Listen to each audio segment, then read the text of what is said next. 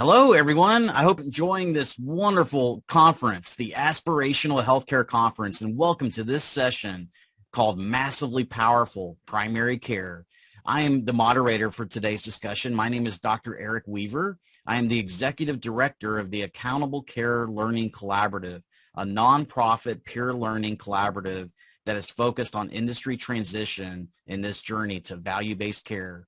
And today I have my colleagues with me, Dr. Maria Shaw, Chief Operating Officer for ACOS-MD, and Dr. Mark Tomasulo, CEO and founder of PeakMed Life Centers. Well, Dr. Shaw and Dr. Tomasulo, I thought maybe you could provide a brief introduction of your backgrounds for our attendees today. Dr. Shaw, why don't you go first? Hi, my name is Maria Shaw. I'm the Chief Operating Officer at ACOS-MD. ACOS-MD is a virtual primary care organization, and I am a physician by training. I have about 10 years of managed care experience. I was formerly CMO, Chief Medical Officer at various TPAs and health plan organizations, and I also have some background in pharmaceutical industry. ACOS-MD is a healthcare technology organization. We started off with a telemedicine platform, evolved into the workers' compensation place, and we started a workers' compensation program that was fully virtual, one of the first in the nation. Evolved that into our virtual primary care, which is our main focus today. We serve the employer market as a virtual primary care provider, with the physician kind of as the quarterback of healthcare, as well as having a care team surrounding that physician. And Dr. Tomasulo, why don't you go ahead and introduce yourself as well? Well, Dr. Weaver, thank you very much for the introduction, and really appreciate the opportunity to talk about aspirational primary care and what that means to the employers, especially in the self-funded space. So essentially, just a little bit of background about me. I'm a family physician by training.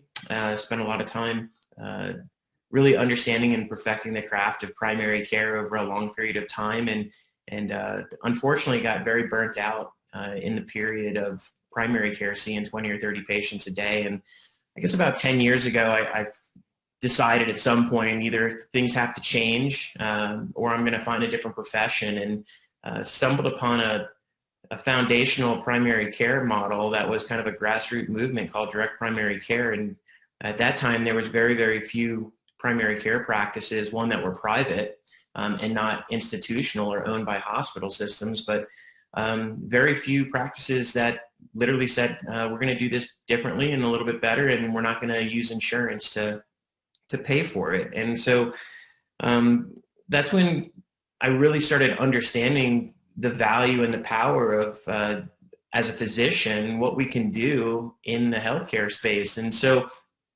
essentially what direct primary care is a foundation of the healthcare system, right? It's primary care. It's a quarterback of all things inside of the health system. But more importantly, it's really goes back to the days of primary care being cradle to grave medicine, where we delivered babies and we took care of grandparents. And today, it's a little different. We don't deliver babies as much in metropolitan areas as primary care. We rely on obstetricians to do that. But essentially, what we wanted to do is figure a way to go back to seeing 6 to 8 patients a day by design and change the economic model to make it viable for a physician to have longevity and happiness practicing medicine again.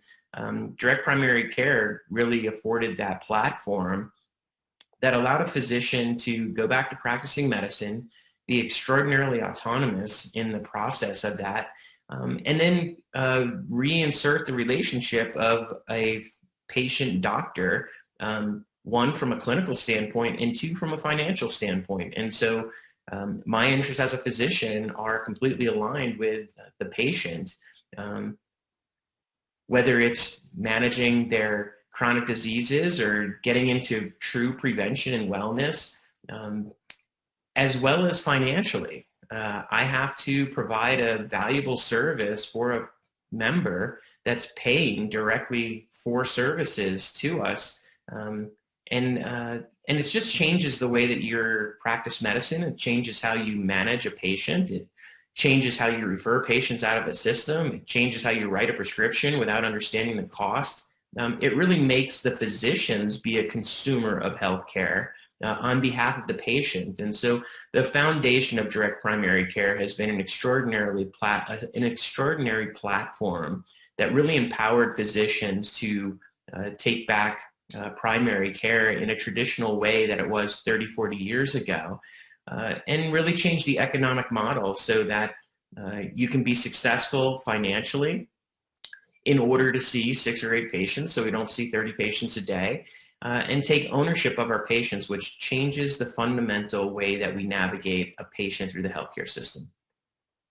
So when I started PeakMed about 8 years ago, I really started it from the foundation of giving primary care back to physicians, myself, and doing it in a way that allowed us to really manage patients in a much more efficient way, a much more holistic way. And the premise behind PeakMed at that point was we started on the individual side of consumerism. So patients can walk off the street, join our practice for a very low monthly cost, and then have a relationship and access to a physician 24 hours a day, 7 days a week. And because it didn't require us to be reimbursed by the insurance companies, we can communicate with patients and manage patients from their house on video conferences, technology, text messages, phone calls, in-office visits for zero co-pays and zero deductibles in the world of high deductible health plans. Like, none of that applied, and the whole premise behind PeakMed was to eliminate as many transactions as possible for the patient. We then started getting into the space of larger employers and working with consultants and brokers and really understanding how to plan design, really looking at self-funded companies, level-funded companies, and understanding the value of what good, solid primary care does to the total cost of care, and mitigating your stop-loss claims, mitigating your transactions through your TPAs and your administrative costs. And fast forward to today, we're an 8-year-old company. We manage about 250 to 300 companies. I think about 70 of those companies are self-insured companies. So we have large companies that might have 2,000 employees, and some companies that have, as small as 5, but most of the self-insured companies are around 150 to 2,000 employees. And what we found over the last couple of years is that the mechanism of primary care has afforded a cost curve shift when it comes to total cost of care. So things like emergency rooms, urgent care visits, specialist visits, referrals through the system, navigating patients through case management, all of those things now get internalized by us inside of PeakMed. And we started looking at claims data, and we started looking at understanding how the total cost of care, meaning hospitalizations, readmissions, 30-day readmissions, ER avoidance, all of those things started to change. And we typically see with our clients today about a 20% total cost of care reduction. So we have employers that have, $6-7 million premium spends, and we're typically saving them anywhere between $1 and $2 million on that spend by embedding PeakMed into it. And there's a tremendous amount of structure that goes into coordinating a plan, empowering the plan to actually work properly with primary care as the foundation.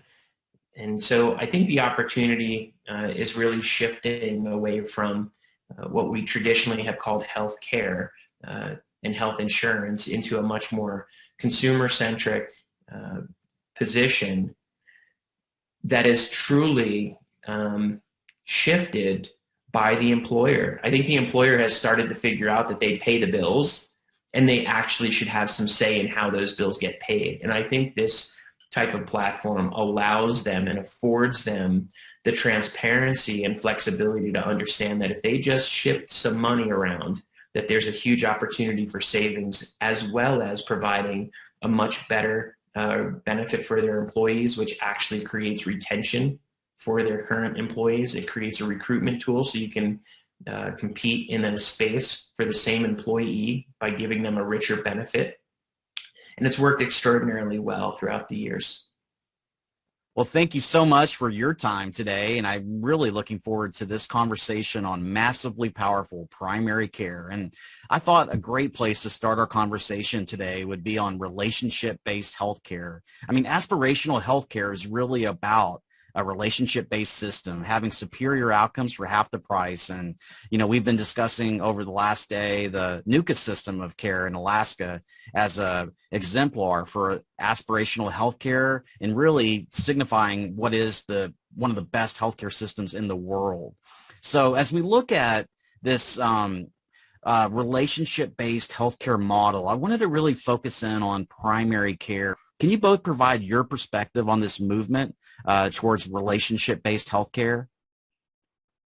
So at ACOS, our main goal is actually to have each patient have a dedicated physician, a dedicated care navigator, a dedicated nurse. And, relationships these days with our primary care providers, you're going in once or twice a year, 10 or 15 minutes.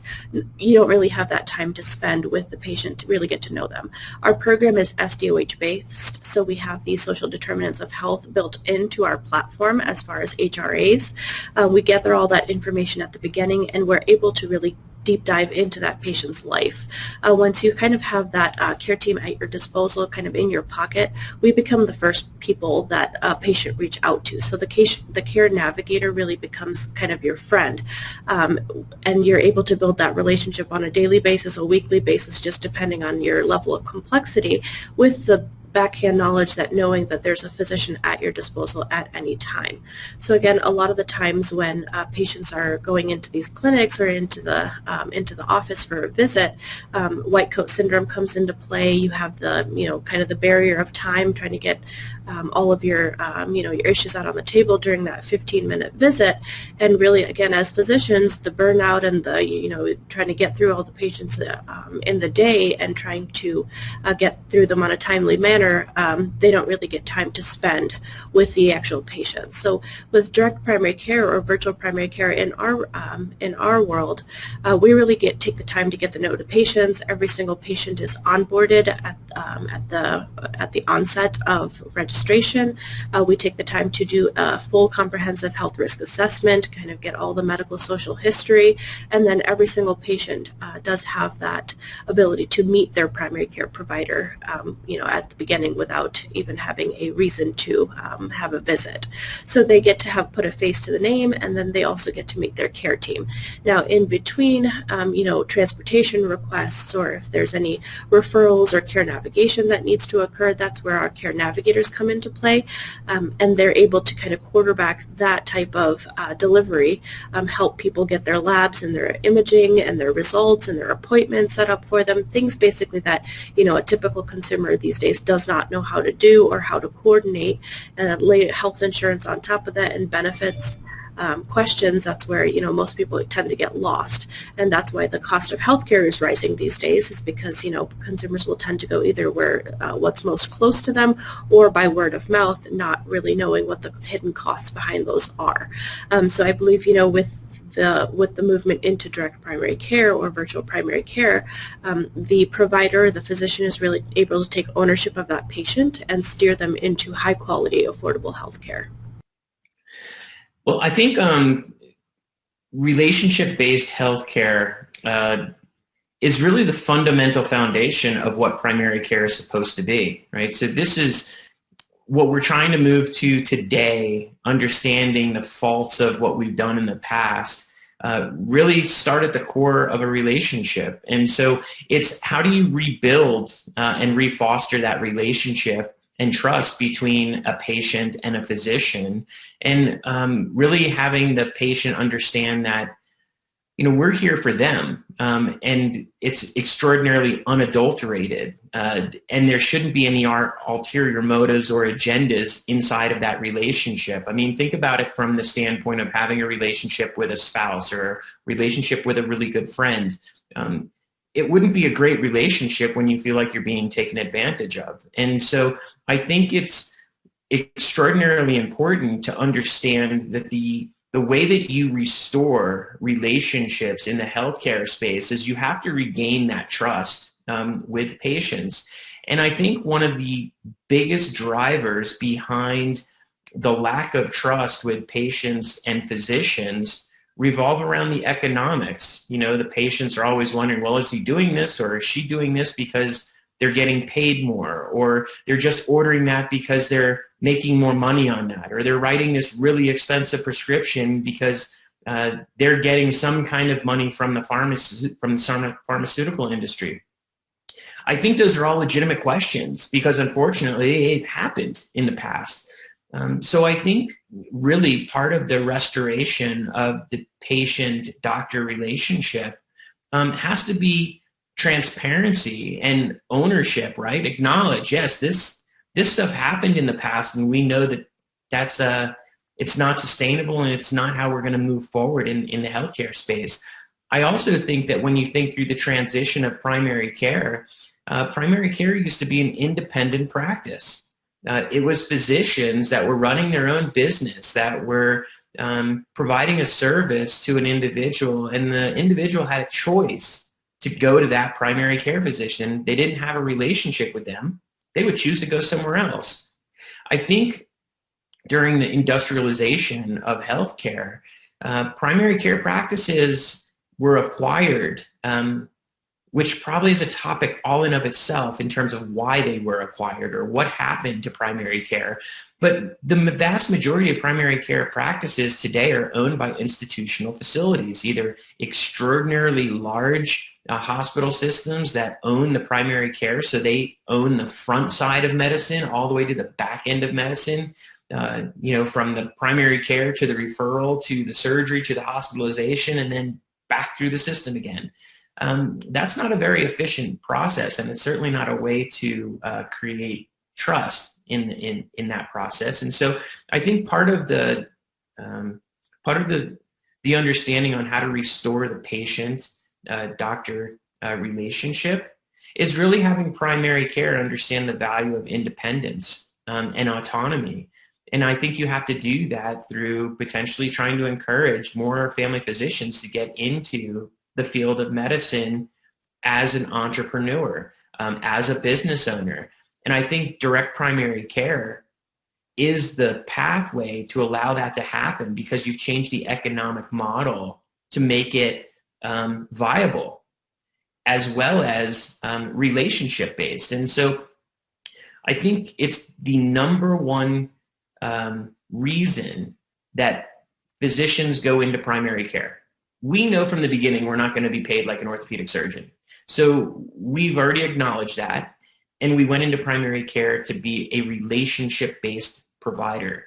I think you then need to have the platform that fosters a relationship with a patient, and the only way you do that is to spend a lot of time, just like a relationship with a spouse or a relationship with a friend. You need time to cultivate that trust and relationship, and direct primary care allows the platform for a physician to see their patients for an hour, a half hour. Let them call on the phone. Let your patients text you. Let your patients email you. Give them access to you as frequently as they want.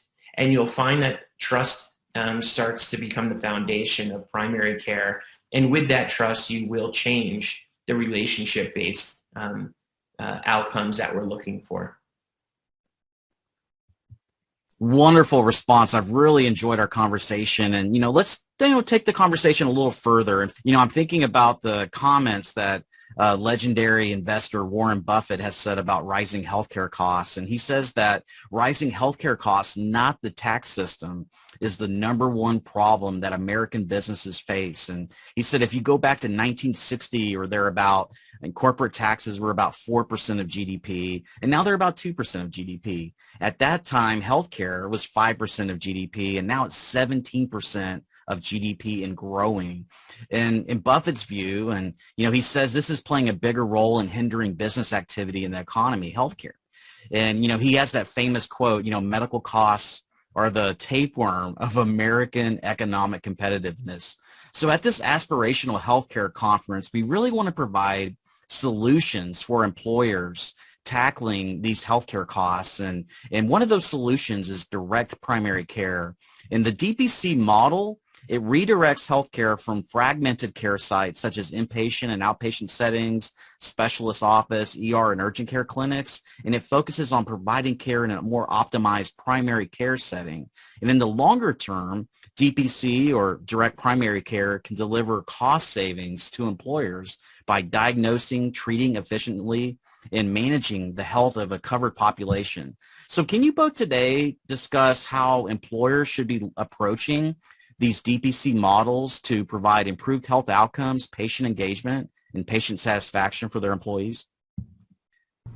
Definitely. So traditionally, in the corporate world, corporate wellness programs, had a really big impact on employer groups alongside their health insurance. So what we've tried to do is take the virtual primary care model and lay it alongside or on top of the actual health plan. And again, that's where you kind of have that concierge approach where you have the care team really at your disposal, the physician at your disposal, as well as any type of benefit questions. So when you have the ability to kind of steer from the onset or have that immediate intervention with a patient, you're able to take them to places where they should be going, either within the health plan or from a medical quality perspective, trying to take those patients and steer them to locations that are, again, better for them outcome-wise as well as cost-wise. When the employer groups, especially these days in the self-funded industry, where the direct cost or the direct the price of the actual healthcare procedures are hitting the employer books, directly.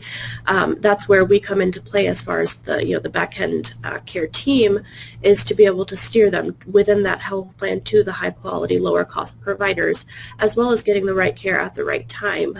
Because as we all know, it may be the most expensive procedure, but go to a lower quality facility or a lower quality institution, that tends to actually in the longer run be a more expensive either procedure or outcome. So that's where directed to the right place with the right quality at the right time. That's where you can kind of impact all three, both the quality, the outcomes, as well as the cost of the actual procedure. So employer groups, especially again in the self-funded model, laying us on top of their existing health plan, you could realize about 20-25% off of, previous claims year histories just by adding the immediate impact of both the nurse triage line as well as the having a provider at your beck and call, preventing those, urgent care visits as well as the, emergency room visits. Again, in a post-COVID world, the DPC model is, again, it's one of the biggest pushes in healthcare. It's one of the biggest movements in healthcare, and it's a movement. It's a motion in the right direction. However, in a post-COVID world, again, that's where you see the telemedicine worlds colliding with direct primary care, and I think moving more towards a flexible model, both with a virtual space as well as brick and mortar clinics. Having the ability to be flexible for patients is going to be a very big requirement here, with patients becoming more comfortable seeing their providers in a virtual space, as well as the ability to kind of get into patients' homes. So one of our biggest goals as an organization is to be able to serve the patient anywhere they are. So we have at-home monitoring devices, remote patient monitoring. We do chronic care management. Again, they could be virtual or in person, but our biggest achievement is that we have our own healthcare platform. So the technology platform becomes a big reason that we're able to do all of this. You have a brick and mortar clinic, or even many brick and mortar clinics, you're limited to the surrounding areas.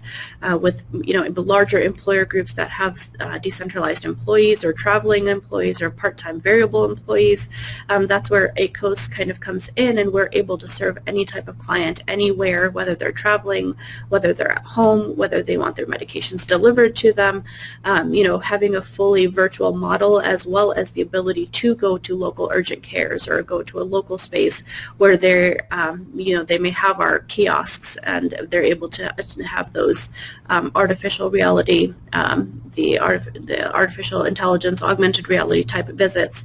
That's where you have to become very flexible for patient care because, again, as everyone knows, not all patients are the same, not the care models are the same, but we have to kind of meet the patient where they are. So that's where ACOS is trying to bring technology and patient care and combine them into one concierge, product for the self-funded market.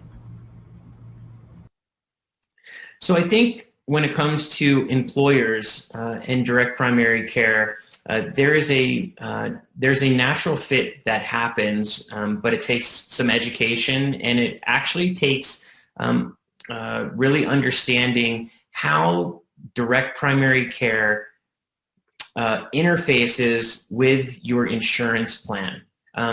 What we do know is once you get over 50 employees in a company, you're mandated to offer a benefit of health insurance.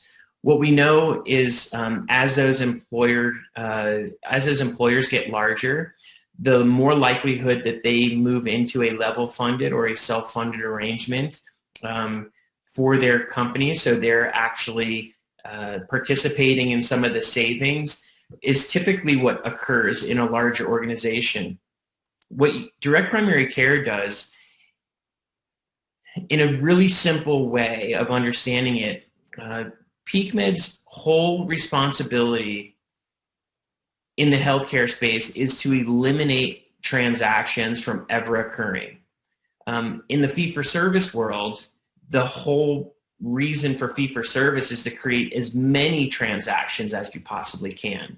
And so let me just explain that for a second. In a fee-for-service environment where direct primary care doesn't exist, a doctor sees a patient, they then bill the insurance company, and then the insurance company gives them payment for that visit. If the employer is a self-funded client, they're essentially paying the bill. So if the physician sees the patient, they charge $150. Maybe the payer negotiated that rate to $100, or the TPA negotiated to $100, and then the TPA takes $100 and gives it to the doctor. But they took $100 of the employer's money. Under that situation, depending on how the doctor bills, how the doctor codes, how complex the patient was, that $100 appointment could turn into a $200 appointment or a $300 appointment. And they're unfortunately incentivized by creating more and more transactions. So let's order your labs today. I'll collect your $20 copay, and I'll bill your insurance $100 for this visit today. Let me have you come back in 2 weeks, and we'll go over your labs, right? Another $20 copay, another $100 visit. And we constantly do this all day long. That's how fee-for-service healthcare systems stay in business. They have to create transactions. Direct primary care, we take that variable cost, so in the fee-for-service environment, if you saw 4 different physicians, depending on how well they negotiate their rates, one might get 100, one might get 150, one might get 110. So there's a variable cost to the employer, and they have no idea what that variable cost is until after the transaction occurs. Direct primary care, what we do is we remove that variable cost altogether, and we create a fixed capitated cost, right? So direct primary care is a monthly membership approach. So let's just say that membership is under $100 for the month, which means the physician is no longer incentivized to create as many transactions as possible because we've already been paid. The value of direct primary care now is to eliminate as many of those transactions for the employer, because if I eliminate all of those transactions, I save the employer money. And if I'm saving the employer money, that's a good thing. Secondly, if I'm providing the service to the patient and the patient isn't paying for seeing the physician because there's no copays, that's a win for the employee. And if I wanted to see the employee 10 times this month, That's the prerogative of the doctor-patient relationship. And what happens in direct primary care is that relationship gets unadulterated. So if I want to see the patient 10 times, it's irrelevant whether or not we do that in the office, if I pick up a phone, if I text them, or if I email them. So compare the fee for service. I order your labs, I charge your insurance company, they pay me. I then follow the patient up 2 weeks later in office, I get their copay, I bill the insurance, they give me money. In this arrangement, I see the patient, doesn't cost them a penny. I've already been paid by the employer, so I order the labs, and then when I get the labs 2 weeks later, I can actually call the patient. I've already been paid, so I don't need to create a transaction, and we can discuss the labs. If I want to spend an hour with the patient discussing their health and wellness and try and come up with a game plan, it's free of charge. There's no more transactions. So what we have found on the employer side is that we start managing the money that the employer spends in healthcare in a much different way. Primary care, when we have an hour to spend with a patient, we can actually get to the root cause of people's chronic conditions, right? Just because you have diabetes and you're not taking your medications, in a fee-for-service world, that would be called a non-compliant patient. So what do you have to do? You've got to get more people involved, get case management involved, get people to kind of reach out to the patient in a way to bring them back into the system to create a transaction. Well, if under that environment, there's only 5 or 10 minutes to speak with the patient, it's not a very good experience. So in our environment, when you have an hour to spend with a patient, you actually get to educate them. Tell them about their disease. Understand maybe they're not taking their medications because they're depressed and they actually need some behavioral health services. So let's figure out how to manage all of these things in a much different way. And so when you look at the economics of how direct primary care pairs with an employer, the savings are enormous. The benefit to the employee is unlike anything you've ever experienced before. And so now the employer actually gets to provide a concierge, and I hate that word to be quite honest with you, but it's understandable by a lot of people. So the employee gets to have this concierge level of care. The employer gets to have a fixed cost that they can budget for year over year. And our job as that fixed cost is to save more money than what the employer spent. And we've proven this out for the last 8 years.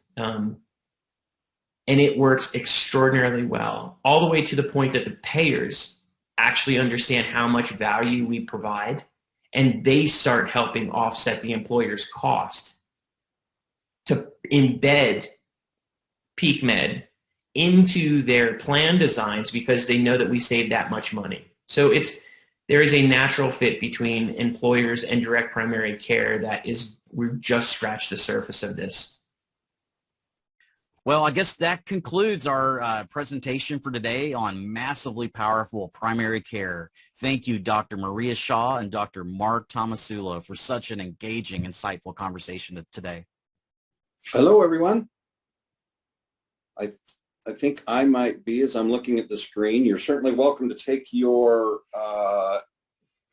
mute buttons off. The next 15 or 20 minutes, the purpose of the live session is to have some continued conversation about what we just learned, what we just listened to, and some of the information that we've heard earlier from our keynote speaker. So I'm inviting you to open up your mics. You're certainly welcome to open up your video screens as well if you are available to do so. Otherwise, we'll just look at your smiling faces or your little icons, and you're welcome to do that too. So it's great to be here with all of you. My name is Bill Anderson. I've been involved with the Aspirational Health Group for quite some time. I come from our industry, our health industry. Mark, great to see you. It's been a lot of years. I've been in the health insurance industry now. I'm chuckling. My friends and kids are giving me a little bit of interesting feedback in that come this March, it'll be 4 decades. So we've been a long time looking at things change in the industry. And I thought it'd just open a question. And Mark, I thought you spoke to this quickly or very well, actually. Relevant to primary care and relevant to some of the things that the NUCA system has discovered, that the responsibility of people, the shared responsibility of me, my family, my friends, others, has changed. And maybe it has never changed. We just think that we're just experiencing the influence of this change, that there are a lot of years that guys like me that have been brokers in the industry and building health plans were motivating transactional plans, and not trying to beat up on any carrier per se, but when if we were selling a Blues product or United or Cigna or an Aetna, and it was a benefit in a box, and PPO networks or HMO networks were the flavor of the day, and we plugged that into the plan, and there were all of these structured CPT codes and ICD-10s, and when somebody has X service, they're having a baby or they're delivering or they're having a knee surgery, a whole list of services are just transactionally rendered, and costs just hit the plan like crazy with no accountability to the necessity and or the potential waste. So I'd like to propose a question to all of you and open it up for discussion if you'd like to. How do you see the kinds of things that you're doing, and all of you come from different spaces of the industry, the health industry, how do you see yourselves working to, let's call it, eliminate waste in the system? Mark, we heard from you, and if nobody else pops in, I'd love to direct this at you too. But any of the rest of you, if you'd like to jump in, how do you see what you do, or how do you see we can work better in the industry to eliminate that waste and be more responsible? Any thoughts on anybody's minds?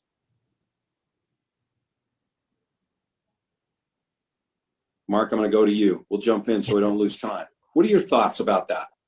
Yeah, I think the biggest thing is understanding that you have to change the platform in which providers practice medicine in order to eliminate some of the waste and abuse inside of the system. And it's not a dysfunction of the physician, it's a dysfunction of the system, meaning that if I only have 5 or 10 minutes to manage you and talk to you, we're going to refer you out to a lot of different places. We're going to order a bunch of labs, a bunch of imaging, a bunch of specialty care for the purposes of time. I don't have the time to manage those things, and I have a medical legal liability to address them. So the best way to address them is to order a bunch of things and send you to a bunch of specialists, or to incorporate a lot of other things in healthcare that maybe I could take care of by myself. So you have to change the foundation of how we practice medicine, and that's the platform of what direct primary care affords for the physician. And then that translates into a tremendous amount of savings from waste and abuse that the employers are paying for in a self-funded arrangement. I think as I've spent time in the industry and have introduced a number of organizations, congratulations, by the way, with the amazing things that you guys are doing. As I've introduced organizations into self-funded health plans, I've seen the real benefits of people being able to have access to that primary care, to guide them into navigation of what do I do next, how do I do it, where do I go, what do I really need, what is really necessary for my care. And I've watched that change, and I think our younger generations are really looking to us to provide some solutions that I think are different than they've ever been before. It's almost like, I don't know what you think about this, it's almost like the healthcare delivery model of the past, the traditional, as Daryl refers to it, you've got people standing at the bottom of the cliff, and the health carriers and even some of the doctors and providers standing at the bottom of that metaphorical cliff saying, jump, jump, jump. We'll put you back together after you break into a million pieces. And we will. That's one great thing about our American medical system. You will get put back together. That's awesome. But all you have to worry about is your deductible, coinsurance, copay, and network. And that's it. Don't worry about how much it costs. We got that. That's all taken care of. You just worry about the deductible. What if someone were standing at the top of that cliff saying, wait, don't jump. let's take care of things up here as much as we can, and God forbid if you do happen to fall and break into a million pieces, then we'll put you back together. But let's not motivate the jump constantly to feed an economic system that just continues to get bigger, and to an earlier point, to our facilitator, eat up 17% of the gross national product. It's a machine that has to be altered. So we're starting to see companies that are popping up and have been functioning for quite some time all over the place now. You guys have been at this, did I hear that, for 8 years now? It seems like yesterday, but you've been at it for a long time. I know there's others that are doing amazing things. Redirect Healthcare, who I spend a tremendous amount of my time with, has a number of direct primary care offices and surgical centers in the Phoenix area that's where they started their mark 26 years ago, actually, and then have developed into an interesting delivery model now, offering opportunities around the country. I know, much like you, I think there are many organizations that are doing that, and I applaud the primary care world, and I think this motivates, and I'd love your take on this. How long have you been a primary care doc now? How many years has it been? You've been at this for a long time. Yeah, I've been at it for, I don't know, 15, 20 years, seems like. Yeah. Do you think that this kind of a model will motivate young doctors as they're thinking about their future to be motivated to come back in as a primary care doctor and get more excited about what tomorrow looks like? Yeah, I think what you're finding is you have a lot of young physicians that are coming into the space that actually want to have a work-life balance, to be quite honest with you, and work-life balance doesn't really work well in an institutional hospital type of setting. And so DPC kind of creates a platform that's, a much more kinder, gentler place that you have autonomy in as a physician. So it's very enticing for young physicians and physicians that have been in the career for 10 or 15 years that are just burnt out of institutional. So this type of setting allows physicians to remain autonomous and have control over their profession, I think, at a much higher level than they would in an institution where they're just, for the lack of better terms, they're just a cog in the wheel at the end of the day. And I've said that, physicians in the current environment are probably, in today's environment where hospitals own the majority of practices and the idea of a private practice doesn't exist very much, physicians are probably the most highly educated, highly qualified factory worker that we have in this country. And that's a terrible place for a physician to be. So there's a couple of different ways, and this platform does allow physicians to enter a different space, to do things differently. And I just wanted to, on a totally separate note, Bill, from the physician side of it, the biggest thing to take away from a self-funded company is to understand that you need a strategy. Primary care is a strategy conversation. It is not a line item on a claims invoice or a bill when you're looking at reports from your payers and you see that you're paying 5% in your premium to primary care. DPC provides a strategy for an employer that helps the employer mitigate the second or third largest P&L line on their book. Yep. So if you don't have somebody that is helping you navigate one of your top 3 P&Ls in your business, you need to rethink how you're structuring a strategy around healthcare. Because I'll tell you, your HR department, your CFO, your CEO, they don't know healthcare in a way that creates a strategy in terms of how do you build a plan design, how do you re-incentivize patients or employees, how do you start changing how we pay for healthcare. So you really need someone that understands strategy on a self-funded space in order to help. Well, I would agree. I would agree with you in that capacity, and I think those are some really important points. And for those of you that are on the call, again, regardless of where you are, whether you're on the insurance side, the provider side, here's what we know: this subject is significant enough that as we look across America, we have an average cost of approximately $11,000 a year per employee head for healthcare. The companies that are introducing strategies, like Mark was just referring to, and like many of us understand, are reducing that $11,000 figure significantly, because it's a guiding post to help people make a difference.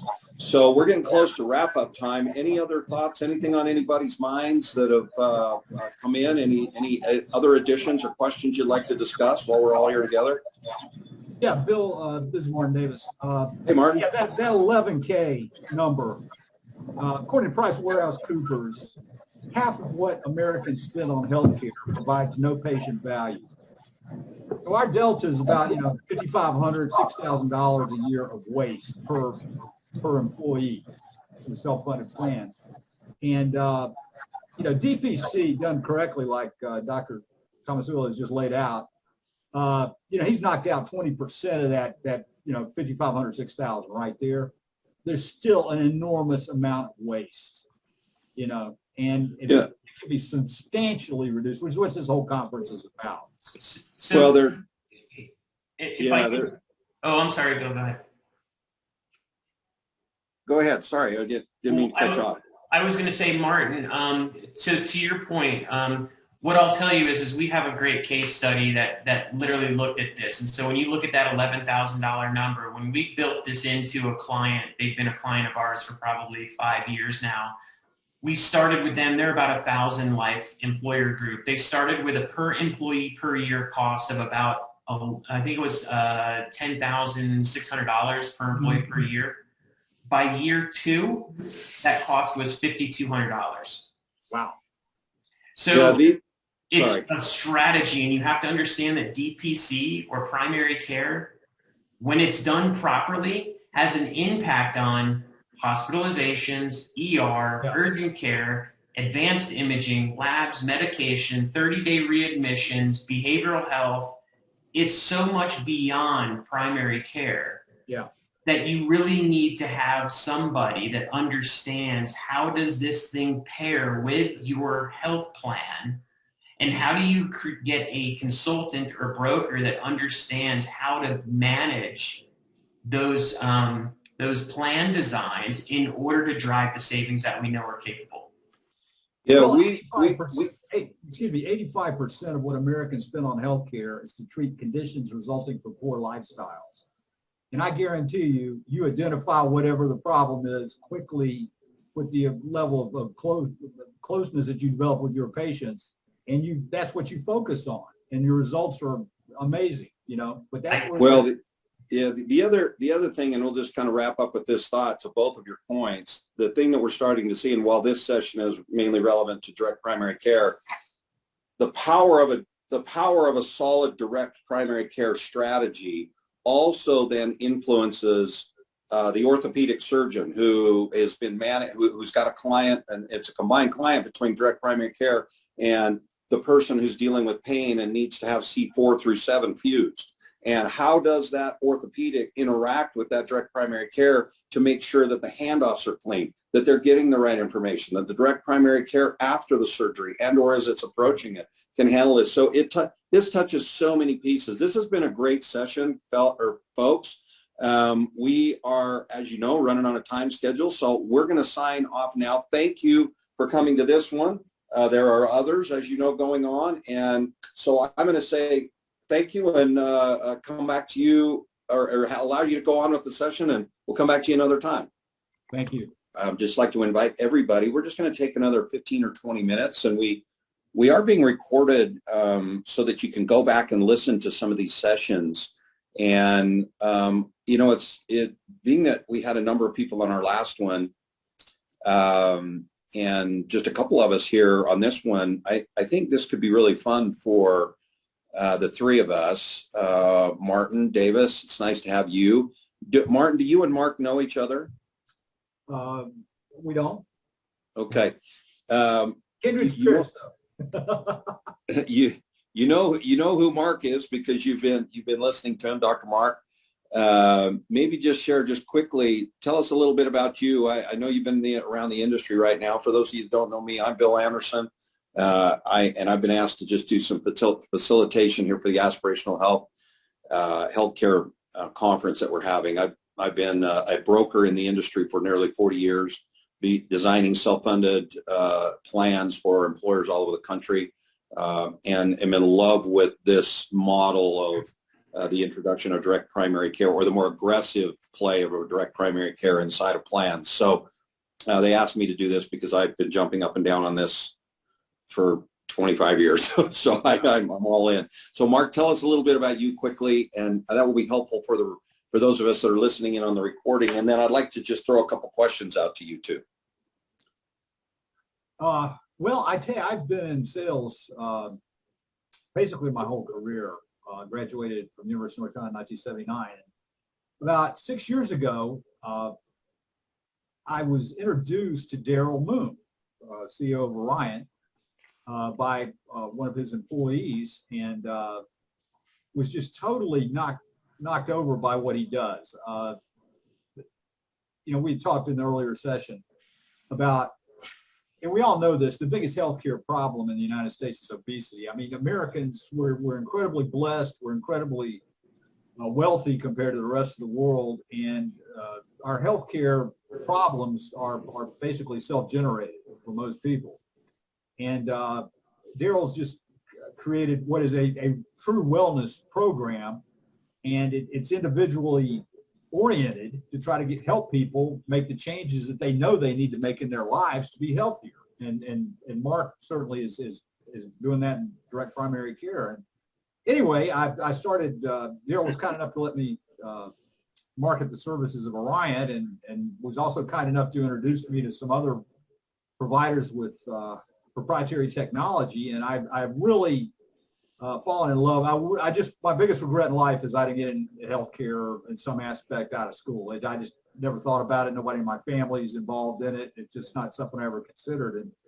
And it's my calling. And I've also run for public office here in Charlotte, and I'm always interested in public policy. And all this relates to the welfare of our country.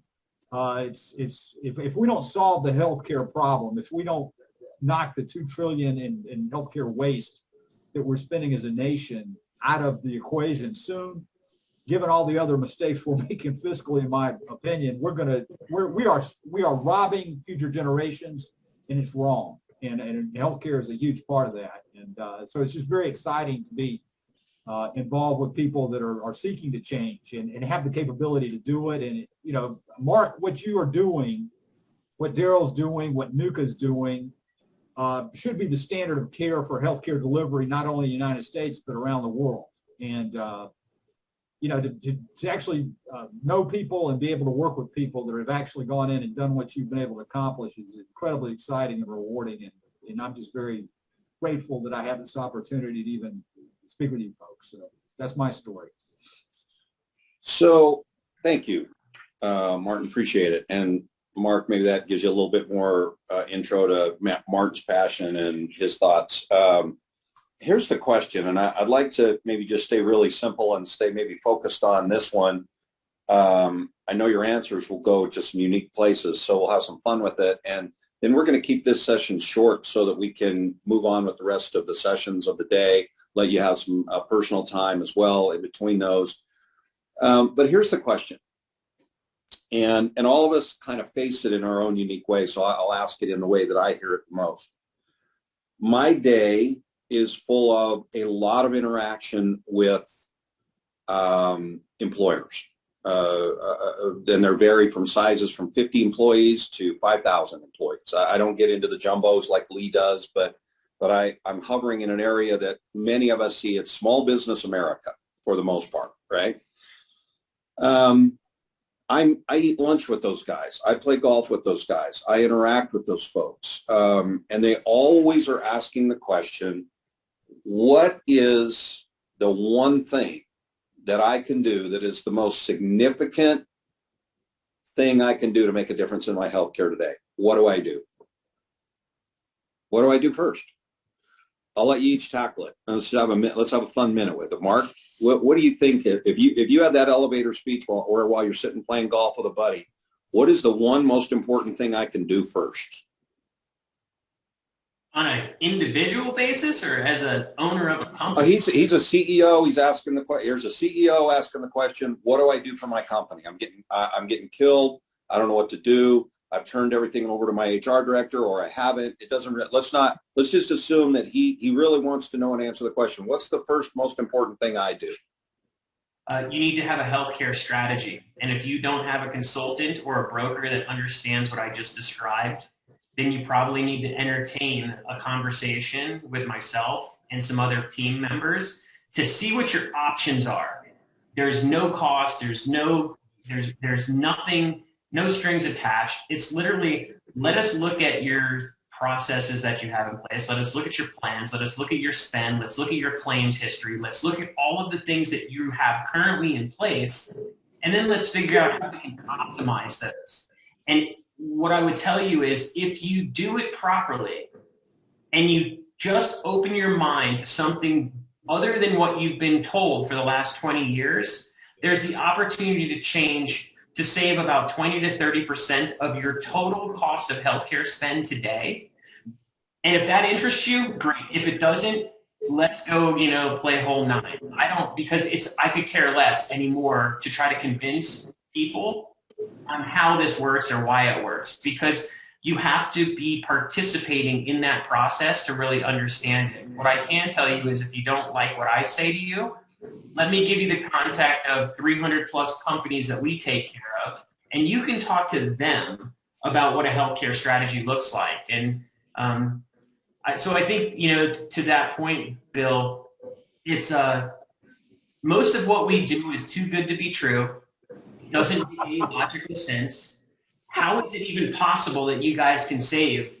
Yeah. If I'm spending $20 million a year on my plan, how can you save me $6 million and give me better quality, better care, and better access? Like, that doesn't make any logical sense to me.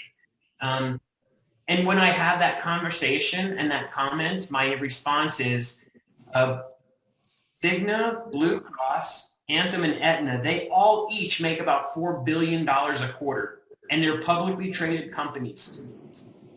I don't know where your incentives lie, but their incentives lie on profitability, not in saving you money. Great answer. Martin? I would tell them, if you will trust me, I will guarantee you that I can set up a health system for you that will reduce your current spend 25%. And you got to put yourself, you got to put this in my hands, and we'll sign agreements and we'll get it done. And at the end of the day, that's what he wants to hear from anybody else he's purchasing a good or service from. It's, what will this do for me? Can you guarantee any of this? And I work with a number of providers that you put them all together, and actually he's going to end up saving more like 40% probably, and maybe even a little more than that. But this can be done. It's there, but you've got to just say, look, your current relationship with your broker or whoever it is not delivering this to you because they don't know how or they don't want to. And they're basically incentivized not to want to. I will guarantee you that I can set up a healthcare delivery system for your employees that will save you a minimum of 25%, but you've got to let me do it. And you've got to tell your HR people that you will assist him. And if you don't, I'm going to find some new HR people. It's got to be that blunt, because that's the only way to break through all this crap. It really is. I mean, it's got to be that certain, and it can be done. And Mark is doing it. I mean, I would tell you both, and Bill, I don't know, if you know, so we are in 15 states. We have 160 affiliate locations that we manage, and we have hundreds of employers, tens of thousands of members. So this is not like, theoretically it sounds awesome. And hypothetically, what a utopia would look like. Listen, we're past that phase. We're doing this. We have case studies. We have cohort studies. We have claims data. We have every type of ROI report you want to look at. But the goal is, I guess the question is are you ready to change what you're currently doing? And if the answer is no, we don't want to disrupt anybody. Yeah. Then great. Keep getting your 15% year over year increases and come talk to us when you're ready to change. Yeah. Well, you guys have both answered this in a unique way, and I'm just going to say this, and then I'm going to bring it around to a close and leave it with the exclamation point that I think we've all made, or you two have made, and I'll just say it in my own way. My best friend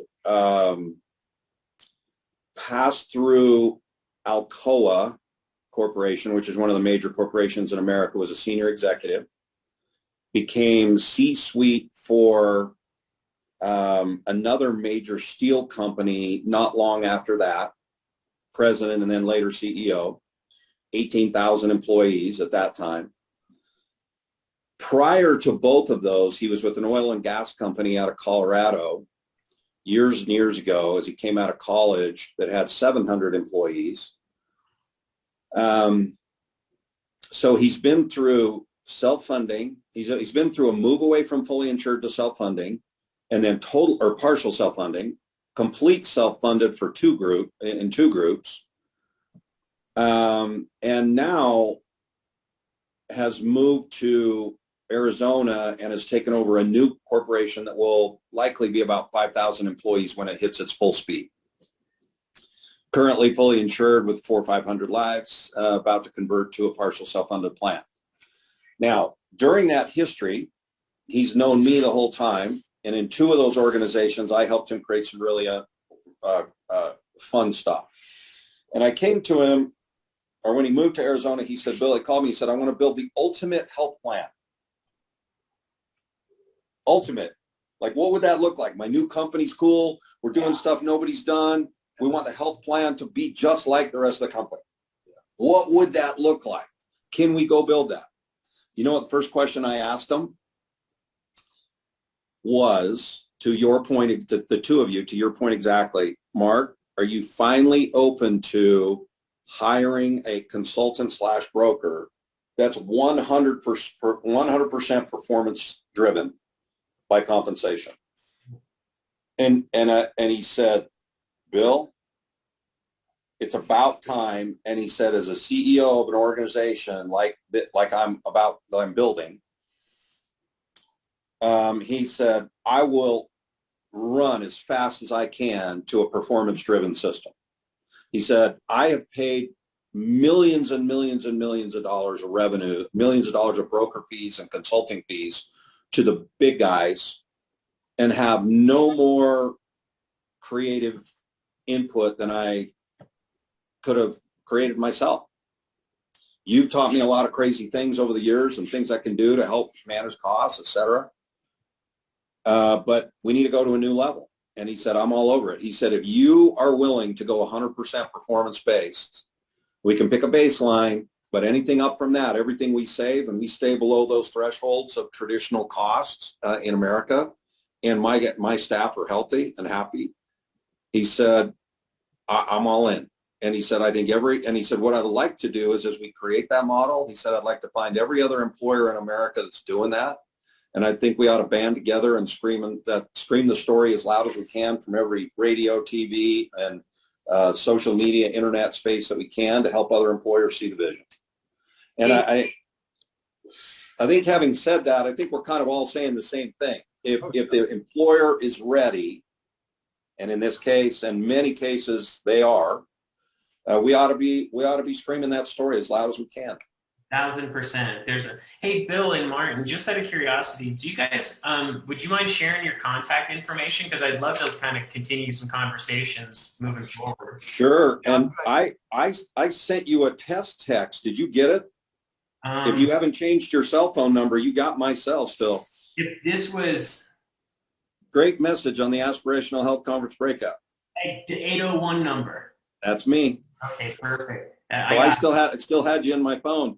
And Martin, I think you've got mine, but my email, Mark, is bill.anderson, and Anderson's with an S-E-N, at redirecthealth.com. Okay. Yeah, I was just, Mark, I was thinking about your comment about how much you're able to save employers. And, if you got a 1,000 life group you're working with, you save them, $5-6 million a year. For the vast majority of businesses in the United States, that represents, to the bottom line, to generate $5-6 million bucks, you're looking at $50 to $100 million in revenue. And it's just such a mind-boggling, huge number that you are saving these guys. It's unreal. And the thing is, it's employer plans have deformed everything so much. But I've got a good buddy that works for a really large national company. I mean, a really large one. And he thinks they've got great health care because he only has to pay, $34 a month for family coverage. So the company pays, everything else. I said, look, man, your company is an organic entity. You've got, 250,000 employees that generate enough money for your employer to buy the health care that you've got. If we were able to cut out the waste in U.S. healthcare, there's about 160 million Americans getting their care through their employer. We're projecting $2 trillion in waste. That's $13,000 a year that you could be taking home with you instead of going into the health plan. $13,000 a year, for every American worker almost. I mean, it's mind-boggling, and people don't understand. It's just. Well, there's a lot of things they can learn from this conference, which is why we're taping it. So I'm going to bring it around to a close. Everybody, Britta, we didn't want to leave you out. If you have anything you'd like to add, come off mute and jump in quick. We'd love to sit if you'd like. If not, it's okay too. We're glad you're here and appreciate everybody's inclusion, everybody's answers. Thanks, guys. And enjoy the rest of the conference. We'll be doing some breakout sessions again tomorrow. I know there's a few things left today, so thanks for all your contribution, and we will see you as we come around again. Thank you. See you, Martin. Yes, sir. I'll be in touch. Hi, everybody. Welcome to our live portion of this session. You can see we've got some nice visitors. If you want to click on, turn your mute off, or off, I guess, so that you can participate. I know what I'm trying to say. And your videos, if you'd like to see us. There we go. We've got Dave Berg from Redirect. Glad to have you, Dave. And hey, Bill. I see some others that may want to remain with their little icons. Either way, we're happy to be here. So this session or continued session is to continue to talk about direct primary care. And Martin has been with us before. Dave, I don't know that you know Martin Davis. He lives out in the lovely land of Charlotte, and has been around the industry for a long, long time. More on the design side, the broker side, the creative side. And Martin, I think you recognize Dave. Dave was one of the keynote speakers yesterday, CEO of Redirect Healthcare. And Dave, I'm glad to have you because you got a chance. Well, that portion of the video or that portion of our session was recorded by Dr. Tomasulo and Dr. Shaw. They have their own unique perspectives and vision of direct primary care. They've been doing it a long time, but neither have been doing it as long as you have. And so I think this is going to be fun. And while we're recorded, we've got another 10 or 15 minutes to just dive into direct primary care. So I thought maybe to just open this up and ask you a question out of the starting gate. As you listen to that, and I'm sure you've been in lots of conferences and lots of conversations about direct primary care, as you listen to what's going on out there and what you've experienced, what would you say are one or two of the most important things an employer can really understand about the power of direct primary care? Well, the first thing I'd say is get clear on the definitions, because there's a lot of terms being thrown around, and direct primary care is just one of them. And if you look at one direct primary care, it's different than another, it's different than another, and different than another. And Matter of fact, I don't even know that I really consider what we do as direct primary care, but it's the terminology that's been applied to us. But the things that we were doing before there was the term direct primary care. And I guess the word I'll focus on is the word direct. And I think what direct means is that we go right to the employer, goes right to the provider. I think that's what direct means. And if you put primary care in there, then it means the employer is paying directly for primary care. But you could have direct cardiology, direct hospital, direct contracts, if you will. And so do we do primary care? Yes, but it's a small portion of what we do. And we do go direct, meaning the employers pay us directly. But we don't think in terms of the silo of primary care. We think in terms of the healthcare journey, from signing up to renewal and all the stuff that happens in between, whether it's taking care of cancer and making sure it gets paid for, to so somebody's thyroid medication or allergy medication and making sure they pay $1 and not $30 for it. And just making sure that all the lumps and the bumps and they're taken care of, and all the obstacles in that journey are taken care of. And we always look at that journey with at least 3 dimensions: the clinical need, the money, and then the navigation or the logistics, customer experience. That's our triple aim. And then we tie them together with data. But we're thinking about the journey throughout the ecosystem of healthcare and all the dimensions of it. And then we happen to get paid directly by employers. So it might be healthcare, or it might be direct healthcare journeyist, would be more accurate. So direct primary care, I would ask employers, to your question, to just get really clear on what it means. And I think, and don't focus on the doctors, focus on the services that their people need, including the navigation through the healthcare journey. And a lot of the direct primary care models out there tend to be more doctor focused than they are company focused, right? There's 2 parts of it. Direct means the company's paying the doctor directly. I wish that the whole direct primary care movement was a lot more focused on the client and the people they serve than on the business model. I do agree the business model is better. But anyway, that's my soapbox 2 cents for employers. Well, I was as I was just listening to you, and I know where this conference was born based on the discovery of the very unique things that the NUCA plan is doing in Alaska. Mm-hmm. And then the next question that was asked was, how do we get the rest of America engaged in this, and how do we do that, and who are the people that are the opportunistic ones to be able to tell this story? And I know that when the folks at NUCA found out what you were doing and the uniqueness, and I think you also on the other side of that prompted the opportunity to do that, the speech that you did yesterday. As you think back upon the speech that you gave yesterday, and maybe some of just more focused on what we're talking about here, and while I love your definition, by the way, of what direct means, let's just focus on that. Solving the problem for the customer or helping the customer get what they need. What did you maybe leave out, or if you could have a minute to say, hey, I'd like to add this piece relevant to this that you haven't said already, what would it be? So first off, when we look at the NUCA system, I absolutely love it. But what I love most about it is the philosophy behind it. The philosophy is so right on, thinking about customer owners and thinking about just getting rid of the fee-for-service and the insurance parameters that's put on healthcare today.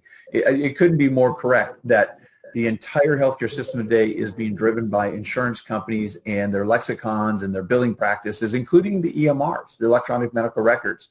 And if you want to participate in it, you have to participate in it. So the part that I might have left out, if I was going to dig into it, is to give more encouragement to the employers that you're not going to be able to copy the NUCA system. Copy the philosophy, want the philosophy, create vision that's similar, but don't think you're going to be able to copy it this year or next year. Maybe someday, without a lot of help from our government, a lot of laying down by the insurance industry or the hospital industry or the drug companies, but I don't think they're going to lay down and let businesses do the NUCA system. So what can we do instead? We'll take the philosophy and start building the parts. But think about it, when you're building the parts, think about integration, think about handoffs, think about the entire healthcare journey, not just the telehealth part, the virtual part, not just the population health. Not focus on how the population health works together with the telehealth. And how does that work together with the brick and mortar primary care, or work together with the chiropractors or physical therapists or labs? It's about the integration of the parts so that people move through that journey. And that's a part that NUCA does really, really well.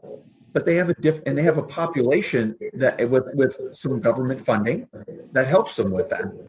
And the business owners aren't going to have that. So the encouragement I give them is you've got to build your own system, but it's going to start with your mindset first. And a point that I would have really doubled down on if I had more time is this concept of teamwork in a company. The CFO's job is to make sure the numbers work, nothing else. Not the HR's job is to make sure that people understand how to use the plan. And the CEO's job, and it's nobody else's job but his or hers, is to figure out the strategy. How do you want to use your health plan? What kind of ROI are you going to demand from it? Are you going to use it to decrease injured workers and workers' comp costs? You're going to use it to attract executives? You're going to use it to have great job ads that say free health care, entire family, or just you?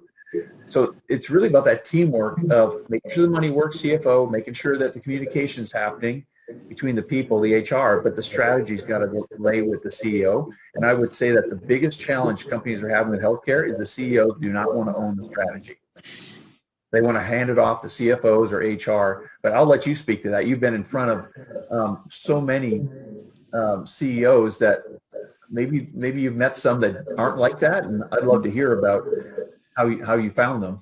Well, I'm Martin, I'm gonna let you jump in on that too. I mean, you've been experiencing a lot of that in your career. You tackle that first. I'll follow you up. Well, unsurprisingly, every kind of factor that would mitigate against us being able to change anything is prevalent. I'll tell you, the thing that's killing me or really impressed me is, excuse me. You got the brokers and consultants are in bed with the BUCAs, and every idea that you would bring, I've brought to any organization of any size, is poo-pooed and deconstructed, and it's just total, absolute opposition to changing anything by anybody. I'm trying to do some work with a large broker, one of the larger ones, and all their, they've hired people to deal with the healthcare aspect of their practice, and they're all BUCA people, and they've migrated over to the consultant, and it's just you're basically trying to knock down the Iron Curtain here, but it can be done. It's just going to take a lot more effort, and a lot more time from a lot more people, but. Well, I appreciate your thoughts, and I too have experienced a lot of interesting conversations with CEOs over the years, and I don't know how many hundreds or probably thousands over the years, nearly 4 decades of it now. The truth of the matter is that I think more today than ever, they are very seriously mindful of we need to make change. But I also think in that exact same sentence, they have a tremendous fear of how do I get across the bridge from where I've been and this Kool-Aid that I've been drinking. Is Kool-Aid even still around? Can you say that anymore? I don't know. The Kool-Aid I've been drinking, and I need to come across this bridge over to this new way of thinking. And I think their biggest challenge that they're faced with is the process. How do I change that thinking to get across the bridge? Because I can see the promised land over here on the other side. I hear what you're saying to me. I hear what you're saying, that primary care and guiding me through this pathway and helping my employees to become more powerful I get it. I agree. It's a huge story. It even resonates with me personally. But the biggest challenge I have is I need my employees to be focused on what they do, making money for my company. And if they're disrupted, if they're scared, if they're confused, they're going to be less effective. Maybe they'll even be more sick. They'll be frustrated with me. they're going to be pissed off, and I'm going to have a zillion mental health claims. I don't know. But all I know is it's disruptive. And then the next question that they ask as they look at their HR director is, can you make this happen? Because these HR directors have been tasked with the miraculous possibility of, how do I help people move along that bridge, or else become comfortable in this new thinking? So I think it's a combination. I think today the CEOs have become extremely frustrated with cost. They know that it's messy. They know that they're being taken advantage of. They are hearing the stories everywhere they turn about the lack of transparency and costs overall, not just in the direct primary, but in the world of the surgical world. They're frustrated. I think this message is so important to be blasted out to the marketplace. And listen, having been a broker for 40 years, I would love to say that my brother and sister brokers are awesome and as crazily idealistic as I am, and want change and want all this new stuff. But when you cut into my commission by taking that BUCA commission away, and you eliminate my Range Rover and my golf game and my lifestyle, because you just cut into my compensation deeply, and or you've made me go to work at a level that I've never experienced before, because I've been relying on the BUCAs, who are the gods of the industry, and the underwriters and everybody to make all these decisions. Here's the changing factor. I think the most powerful changing factor, Dave, to your question,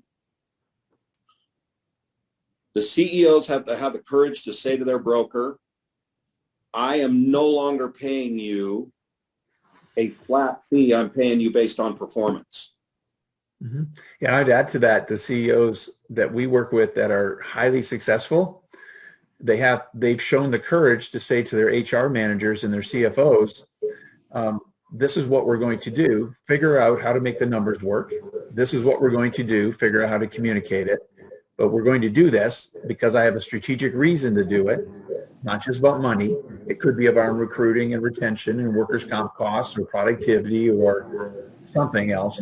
But it's that courage to take ownership of the vision of what the healthcare system or plan they're creating for their company is going to do for the company. That's a vision thing. That's not a money thing. That's not a plan thing. And there's no BUCA that's going to help you with that. And I know that any CEO that does that, any CEO who does that in America today can make healthcare so affordable for their business, for their company, that they will want to provide it for free to their employees because of the free market advantages it gives them, the competitive advantage it gives them regionally or nationally or maybe even globally, depending where they work. But any CEO that wants to do that can do it today, but doesn't mean they all believe it, and doesn't believe they all want it yet. Yeah, I think you've been at this and offering this kind of an opportunity for 8, 10, 15, 14 years. I mean, in your mind, you've been doing it a long time, right? I mean, you've been at this for a long time. I spent the first 10 years of my time in the United States from Canada just believing that I was the only person that couldn't do math. I thought I was the only person that couldn't figure out how to make health insurance work for my people with a $1,000 deductible when they only had $200 in the bank. Like, as a Canadian, I just did not get how the math worked. And after 10 years, it took me 10 years to come to the conclusion that it wasn't me, it was the rest of the country was just not really thinking logically. And when I did that, I just said, okay, I got to make this work for my employees, my company only. I'm not thinking about anybody else. And what I really did is I copied what was already happening in my family and how we took care of people. My wife's a family physician, and I just reproduced on a self-funded plan when I only had 54 people back in 2007, 2008, which was ludicrous back then. But I thought we had the advantage of, we knew how to run healthcare because we were healthcare clinics at the time. We still are. And we also were helping our neighbors and our family back in Canada and our family here in Phoenix and our friends here in Phoenix. And we just saw how efficient it could be. So I just retro-engineered what we were already doing for family and friends, even out of the country, and I just retro-engineered it for my own 54 families that I felt responsible for. Again, that's a very Canadian thing to think as a CEO.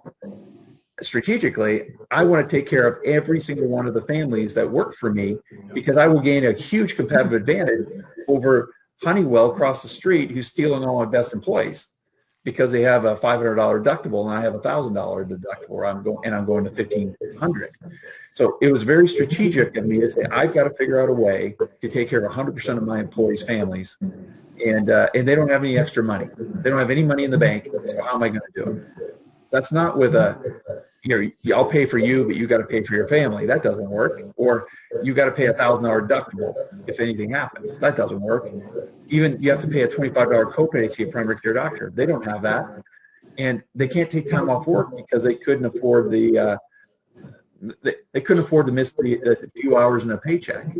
So those are the constraints that I was dealing with when I was building our own system, and never thinking we were going to commercialize it, never think I was even going to tell anyone about it, because I had such competitive advantage in my business. It totally shut down the American Expresses, Honeywells, Motorola's, the banks in my city from poaching my best employees. Like, I just shut it down. It just was never going to happen again, and it didn't.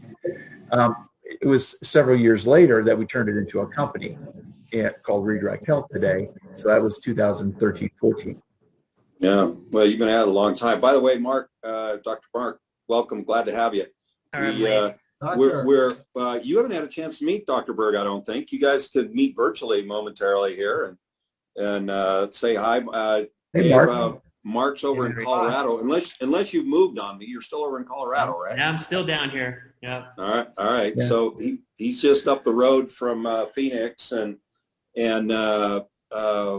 Mark, the question that you came into, obviously we were talking about, your previous comments and Dr. Shah's previous comments, and then we were just reflecting on the conference yesterday and some of the thoughts from what we've learned from the NUCA system, and being that your portion was pre-shot, I'm just curious if now that you've listened to some of this and you've been involved in some of the conversation, and as we're talking about to this last point, what's the real message to the employers? How do you really get through to them? How do you really get through to these CEOs? I know you've been at this for 8 years now-ish, and maybe a little longer, but I know it's at least that long. Yeah. What do you think's the most resounding message to the employers from your perspective?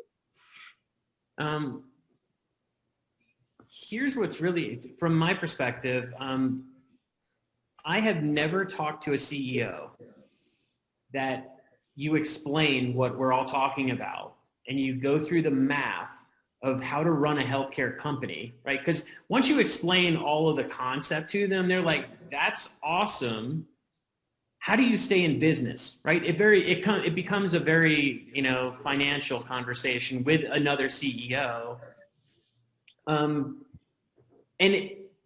I've never had that conversation with a CEO that says, this is the dumbest thing I've ever heard. Thanks, but no thanks. They always say, here's my broker. Can you talk, let's get HR involved and let's get the broker involved.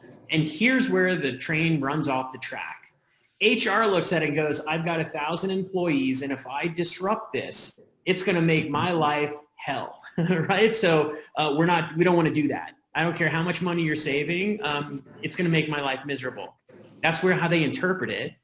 And then the broker, unfortunately, depending on where their motivations are, which I never know, can be all over the board. But at the end of the day, if you happen to cut into their commissions and how they make money, it will determine on how they present the story to the CEO, and they will say, we've evaluated this, and we just don't think it's the right timing right now. And, it's a new concept, and, they're still understanding it, and they're still learning how this works. And, we're not really sure how the savings are going to actually be generated. And so it's going to cost you an extra, $600,000 this year. And they will do everything in their wheelhouse because they themselves don't have the education or maybe the energy to want to restructure an entire plan. So I think the biggest, thing for me that I've learned so far is, I think to David's point, once you have a CEO that takes a position and says, go figure it out, it's not an option of whether we're going to do this or not. It's we're going to do it. Go figure out how to do it. Once that happens, some really special things occur because it forces the broker or the consultant to think differently. It forces the HR person to stop thinking about what you're not going to do and how are you going to do this. And what happens in year 1 and year 2, every single HR person that we've embedded this in has said, I've never had an employee come to me and tell me thank you for this benefit. Thank you for taking this option. I've never had a CEO looked at us and said, well, we just spent $500,000 and you only saved me $700,000. Like, this isn't worth it to me. We've never had that occur. We've actually had the alternative occur where we'd say, listen, we charged you $500 this year, $500,000 this year, but your claims and your medical loss ratios didn't reflect the savings that we think because we need adoption and it might be a 2 or 3 year strategy. We've never had them leave us because there was discrepancy in pay, or cost, because they started understanding the value of retention, recruitment, days off of work, days missed from work, employee satisfaction, a true benefit. Like, it's not any longer about the money. So I know that's a long-winded answer, Bill, but my experience with these CEOs is once they get the buy-in and they give the directive to their C-suite and they just say, go figure it out, I've never had one of them say this is horrible in year 2 or year 3. And we, I'm so hesitant to say this all the time, but we have like 99% retention of our companies. The only reason we lose a company is because they went out of business. Well, I'm going to ask, this is being taped and it's going to be an interesting long-term, or what we do with this piece of the tape on the next piece that I ask, but it's a pretty loaded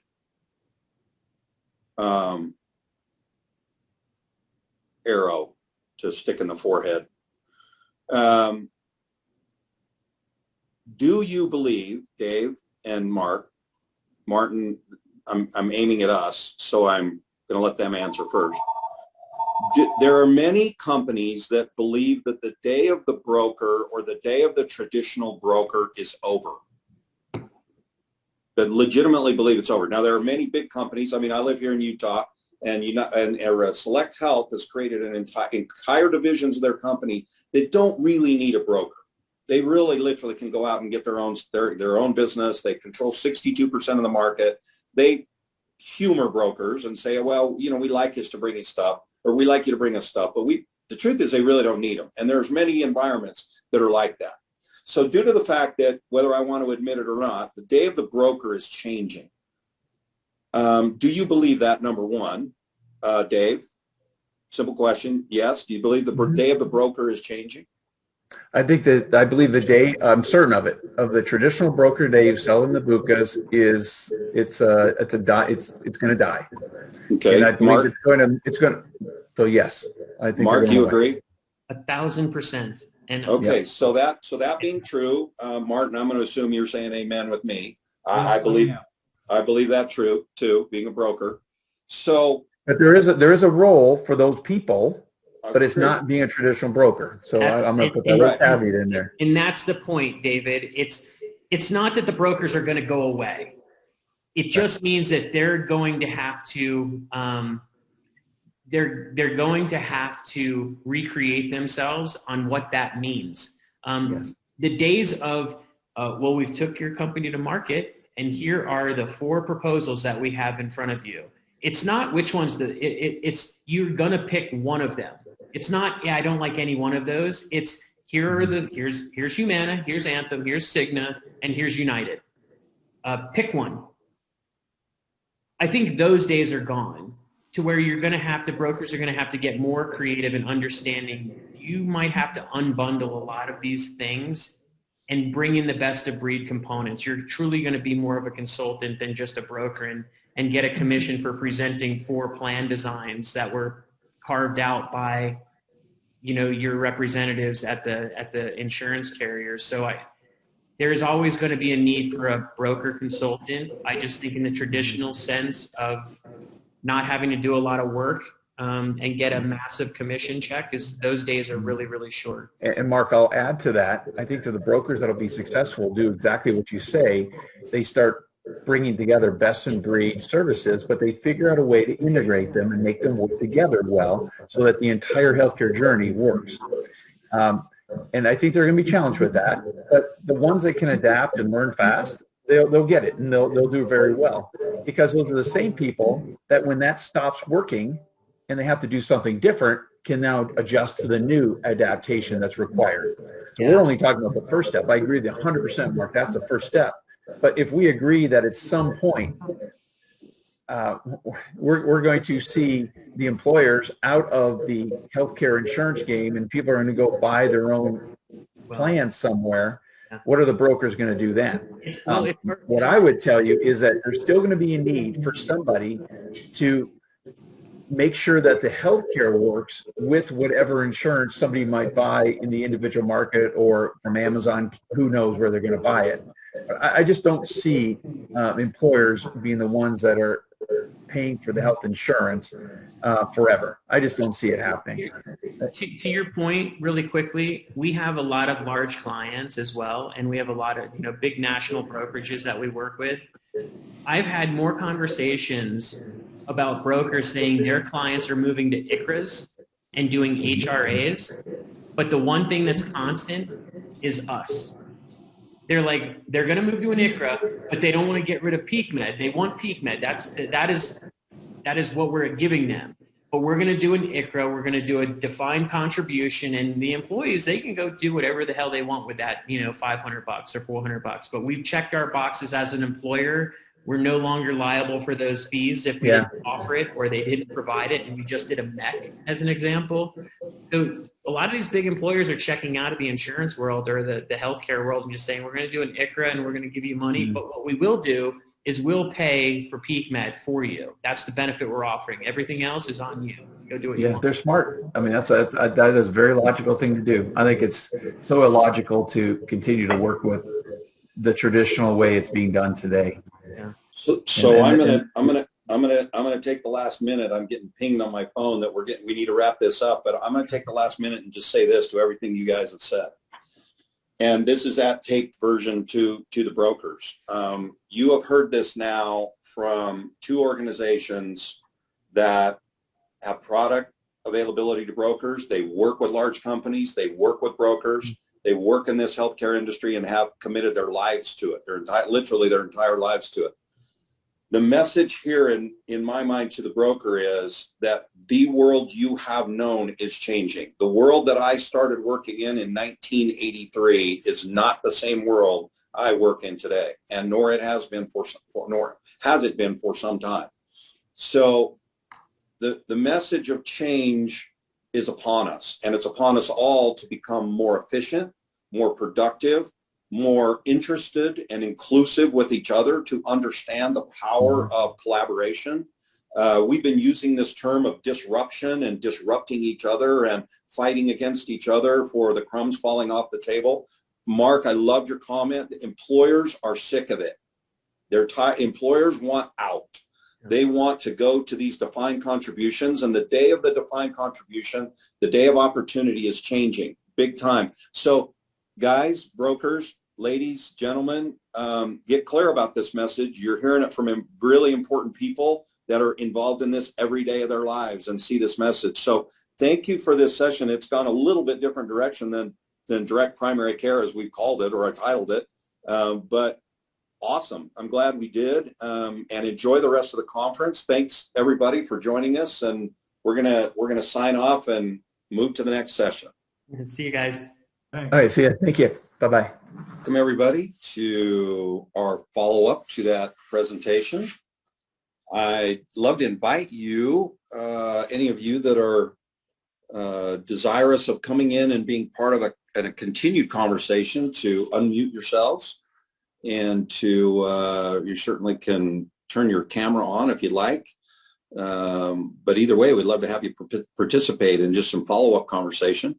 We've had this session now a couple of times yesterday, as well as once earlier today, and I've had some really interesting, lively conversation about lots of things that are both relevant to direct primary care, as well as what we believe employers are looking for, what we see the future looking like. So for any of you that would like to jump in on that, we'd love to have some more conversation with you. And I was just thinking, Martin, it might be fun, since you're off mute and right there smiling at me.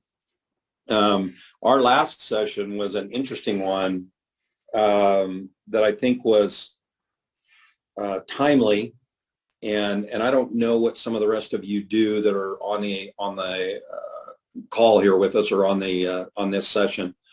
But we were talking about brokers, and we were talking about the unique changes that might be existing in the broker world, and I'd like to just start this conversation a little bit, and then maybe just take off on that a little bit deeper into the weeds. First of all, I think we all acknowledge that this direct primary care model, regardless of who's offering it, I mean, Peak Med is awesome, and Dr. Mark's here with us, and just got done presenting along with a number of other vendors, Redirect Healthcare, and Dr. Shaw's company, as well as many others are participating in this space, and others around the country. I don't even see them as competitors. I see them as collaborators in this overall cause, right? And I think you agree. But having said that, we're just in love with them and acknowledge that what they're doing is extraordinary and different. Going a little bit deeper into the weeds on this change that we need to be mindful of. You know, Martin, I think it would be fun to just sort of banter a little bit back and forth, and rather than take shots into the broker community and kind of beat up some of our brothers and sisters and even ourselves at some level, you know, it's sort of we're hitting ourselves with a hammer on the hand, right? And what we mean by that, for those of you that are participating, the last session opened the door of, you know, the world is changing, and the world of employers' choices are changing, and the world of brokers is changing. Bottom line is, everything in the community, everything in our medical community is changing. And where I'd like to go a little bit farther into the weeds, Martin, and I think it'd be fun, I'd just love your opinion on this, and anybody else that wants to jump in on it. What does a broker do today? Where does a broker go today to get educated? I mean, okay, there's a Captain Obvious question. You could come to the Aspirational Health Congress, you're right, you know. But I mean, what is the broker that's looking at this challenge that the CEO is laying on the table? Fix this, or I'm going to go to someone who can, or I'm going to get out of healthcare. And so some of you know that's really what we were talking about last time was, hey, if you can't fix this, I'm going to change the way that I buy healthcare. I'm not buying these group plans anymore. I'm going to go to an ICHRA. I'm going to go to a defined contribution. I effectively now am whatever, paying each employee $500 a month, and I seriously don't care what you do. Go do your own thing. And that was where we kind of got prompted to last time. But what does a broker do in your mind? Where do they go to educate themselves a little bit more? What are your thoughts? Well, I was incredibly fortunate. I talked about the history of how I got into this business about 5 or 6 years ago. I had the great good fortune to meet Daryl Moon, who's the CEO of Alliant, who's one of the, basically put this whole thing together. And Daryl, of course, has a what I consider to be the best true wellness program that's available in the United States right now. And, got a relationship with him. He introduced me to some like-minded providers, integrated musculoskeletal care, medicine. There's a whole network of disruptors that are trying to make inroads into the monolithic VUCA system that we've got, and met Dr. Brian Klepper. And Brian is a incredibly knowledgeable guru about U.S. healthcare, and he's got a listserv called Healthcare Hackers, and there's about, I don't know, there's probably about 1,000 providers, brokers, physicians. It's just a cornucopia of healthcare experts, and a lot of very interesting ideas and products and concepts are always being introduced or posted on that, and I've learned a tremendous amount that way. I've just been fortunate, and there are really expensive chronic problems that people suffer from that can be treated on a primary care level, on an enhanced primary care level. Ryan calls it full continuum risk management, and I think that should be the true goal of primary care or healthcare delivery. And patients can be treated, and a lot of time and effort and money that's being spent on specialty care can actually, those same conditions can be treated much more effectively and inexpensively on a primary care level. And you combine that with what NUCA, the real unique thing, and NUCA is doing so many unique things, but to me the thing that really stands out about what they're doing is over 85% of what Americans spend on healthcare is to treat conditions resulting from poor lifestyles. We are literally, by our behavior, killing ourselves. The biggest healthcare problem we have as a nation is obesity. And that's a deeply psychologically rooted problem. And NUCA is actually employing best practices of behavioral change with everybody in the clinical, primary care clinical setting is trained in best practices of behavioral change. There's a psychological aspect to the healthcare they deliver. And over a period of time, they're able to help people make the changes they know they need to make in their life to have better healthcare. And that's the real crux of what's wrong with Americans. We are incredibly affluent, and we've gotten sedentary. 60, 70 years ago, you had a much higher percentage of Americans that were engaged on a daily basis in vigorous physical activity just to conduct a life, just to make a living. You had farming, you had manufacturing. Life was tough, and much tougher than it is now. And today we're sedentary. Most of the work we do is mental, and we're fat and we're sick. And we've got to attack that, and that's NUCA combined with these other services that I'm aware of, in my opinion, are the way to change American healthcare. And how that works out is a work in progress, to say the least. Well, it certainly is, and I think it's what's been done here at Aspirational Healthcare. I would encourage all of you to get to know the Aspirational Health organization better. One of the things I know that this conference has done for me, Daryl and I have known each other. Daryl Moon, who's really created this, it's come from a labor of love of interacting with the shiniest tools in the tool shed. Or we know organizations that are on this conference, that are participating in this conference, that are some of the coolest, most efficient models of delivery in their specialty in the industry. What Dr. Mark is doing, he's doing amazing things for large employers. Maybe even some of the rest of you on this call that I don't know. Redirect, NUCA, of course, and the influence that they're having. IMC. We have organizations that can walk into an employer and literally by contract, lay a contract on the table and guarantee the reduction of costs up to a certain amount, guaranteed in writing, or we'll write you a check for the difference if we don't hit our mark. They're completely performance driven. We have organizations that are participating here that have the ability to just destroy PPO and HMO contracts in terms of what kinds of discounts they get out of reimbursements for surgeries. The shiny tools are in the shed. The question is how do we bring and collaborate some of those together as a broker? How do we use those tools as a consultant to help serve the employers that are watching this call? I think the real message is to those of you that are employers that are participating, we're listening.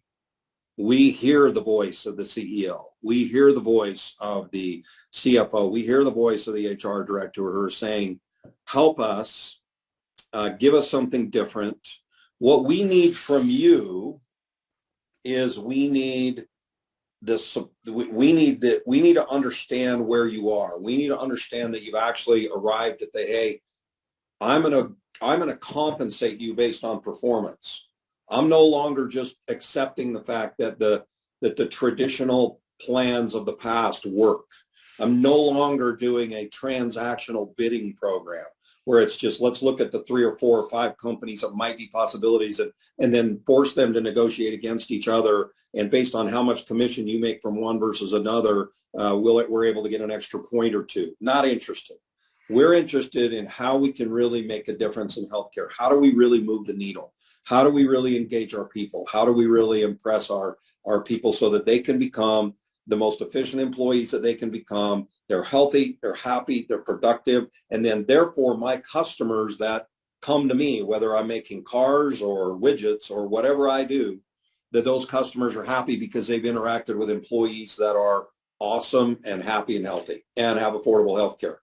I think you employers, the sooner that you can help us get to that space by pushing and motivating and encouraging your broker to make sure that the tools that are being used are all the shiniest tools in the shed, all of the shiniest tools, not the traditional, I'm trusting that benefit in a box that's pre-negotiated and I've done traditional underwriting on it for 10 years in a row and I'm paying you $1 million consulting fee because you're the brainiac that's bringing it to me. That system doesn't work. It's not working and it's fading fast. And so I'm sorry to the brothers and sisters that I may be offending if you're one of the brokers in a big house. I've lived in the big houses. I've been in the big houses. I've done this now for, come March, it'll be 40 years or 4 decades in my life. I've done everything from co-owned to TPA to reinsurance carriers to built self-funded plans all over this country. I get it. And I understand the problem. So I think as we were going to shorten this one a little bit, unless there's some questions that pop up. I guess I should look really quickly, make sure I haven't missed any questions. I think we're going to cut this one a little bit short in that we've taped a lot of information on the previous sessions. And for those of you that are with us, if you have anything that you would like to add or you have any questions that you would like to ask, we'll give you that opportunity to do so. And if not, I'd like to just take the next minute or so and just express gratitude. The Aspirational Health Organization, the Aspirational Health Conference, is the beginning of something special. NUCA has motivated us to do and see things we haven't been willing to do and see, or at least thought in our hearts we could, but we didn't know the pathway. Many of the rest of you and many of the rest of the vendors have promoted and continued to push us. I am grateful for Daryl Moon. For those of you that don't know Daryl very well, Daryl's an ex-hospital administrator with one of the biggest systems in our country, and frankly, just couldn't do it anymore. And maybe I'll kind of bring it around full circle in that the healthcare system, from a cliff perspective, that you've got a lot of the insurance companies, the vendors, there's even brokers down there. There's a whole bunch of people standing at the bottom of the cliff and screaming up to the people, the employees on the top, or the people that are being served on the top and saying, hey, jump, jump, jump, we'll save you. When you hit the ground, you'll break into 1 million pieces. But guess what? You can count on us. We'll put you back together. And you know what? They do. They're awesome at putting you back together because they're extremely well trained and they do great things. but they ask you to only focus on your deductible, coinsurance, copay, and network, and don't even worry about the cost. It's okay that we might be charging 800% of Medicare for that service or 600% or whatever. Just don't worry about it because we have all kinds of things we have to write off. And then, it's stuff we do. It's part of the business. And you as a consumer are up at the top of the cliff jumping. People are jumping. What if somebody were standing at the top of the cliff and said, don't jump, don't jump. Let us help you navigate your needs.